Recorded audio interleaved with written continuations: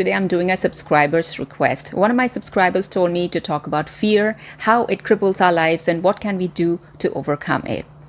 So let me ask you this. Have you been in these kind of situations very often where people ask you not to overthink, that you're being too scared for no reason, that you need to face your fears, try new things, that you need to stop looking at the negatives all the time? If this sounds familiar, your brain is probably like a TV screen with a ticker running under it with all kinds of disclaimers all the time.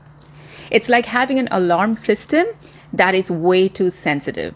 So you need the alarm system because it's essential for your survival, but it's like a fire alarm that goes off every time you boil water.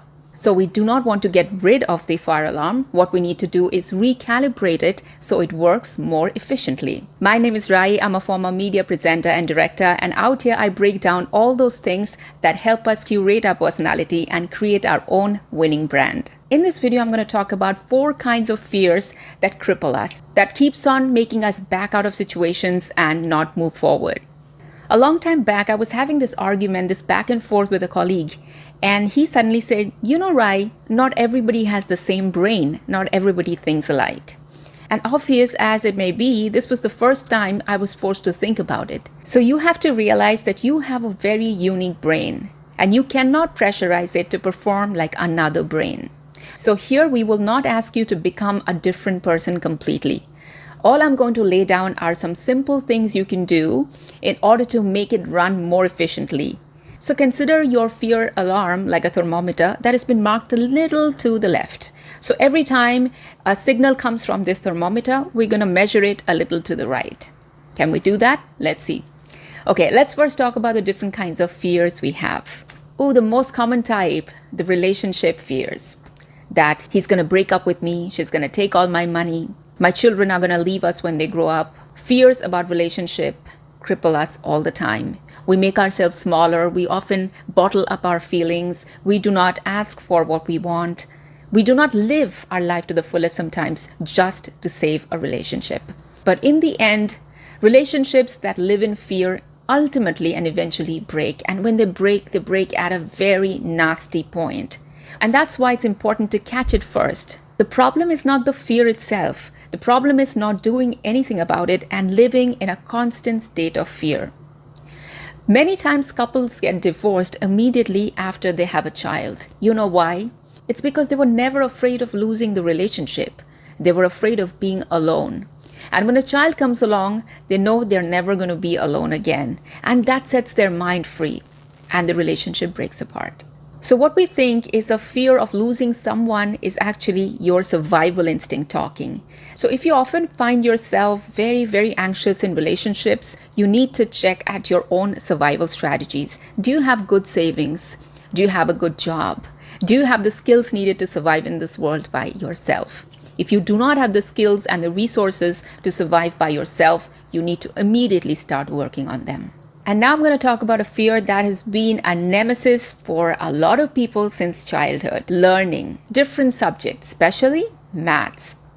Oh, how we have suffered, all of us, right? It's one thing to not be good at something, but to be terribly scared at it, just the thought of it gives you these jitters. That's not good. That's not healthy. Why is that? Again, we need to go back to the point that not everybody has the same brain. Not everybody learns the same way. So you have to stop pressurizing your brain to learn the same way as the rest of the class. Now, the strategy you can adopt for your learning fears is to do more, but to do slow. And when I moved to USA, I realized that driving is not an option. It's compulsory. Everybody has to drive. I started driving more, but I started driving slow. And by slow, I mean snail pace slow. Actually, even slower than snails. For months, I simply turned on the car, backed in and out of the garage. For months, I never moved out of my garage. Then eventually I moved out into an open, empty parking lot. And I stayed there again for months. And that is how step by step, it took me months to go from one step to the other. But I realized that that is my learning pace, unfortunately. And I did not fight my learning pace. And same for any subject. Now, you might say in real life, we don't have that kind of time. Yes, but you can do the same on weekends, on long holidays, summer breaks, session breaks. There will be opportunities. You just have to be mindful and grab them when they come. Some of us are really scared of new experiences, like trying a new food from the menu when we go to a restaurant, or making travel plans and going to a new place. You just want to go to a familiar place. I know a guy who keeps going to Goa. Actually, I know many people who keep going to Goa. I don't know what is it about the place. All their money has gone to Goa. And then one day when I packed up and went for this trip to Europe, he was like, yeah, I could go to Europe one time. The thing about new experiences, it's scary when you're doing it alone. But if you have a partner, if you have a friend who can help you get on that experience, it's much more easier. If you meet a person who loves to explore different kinds of food, once in a while make a plan and try like Cuban cuisine. I don't know. What's the worst that's going to happen? Okay, you can have a stomach problem. I see that. But jokes aside, it really helps to have friends who are always trying new things. You just have to go with the flow. Like my mom has worn a sari all her life. She feels uncomfortable in jeans, which is unthinkable for me. She is afraid to try on any new clothes, any new haircut. Like what difference a generation makes. Sometimes your inability to try new things could be just a generational curse. And I think traveling is the hack. Traveling is the key to breaking out of that mold. While getting into new experiences is optional, sometimes certain things are mandatory. Sometimes we are faced with fears we cannot avoid, like taking a flight or having a surgery or the labor pain of having a child. We simply have to go through them. And the only way to deal with that kind of fear is to tell yourself that the outcome is the same. Whether you are afraid or not afraid, the outcome is going to be exactly same, right? So the best you can do is enjoy the ride. So if I think to myself, if this was the last flight I was ever to take, what would I like to do before that? I would probably like to get myself a really nice coffee and maybe make a call to my family and tell them something nice. Then just do that.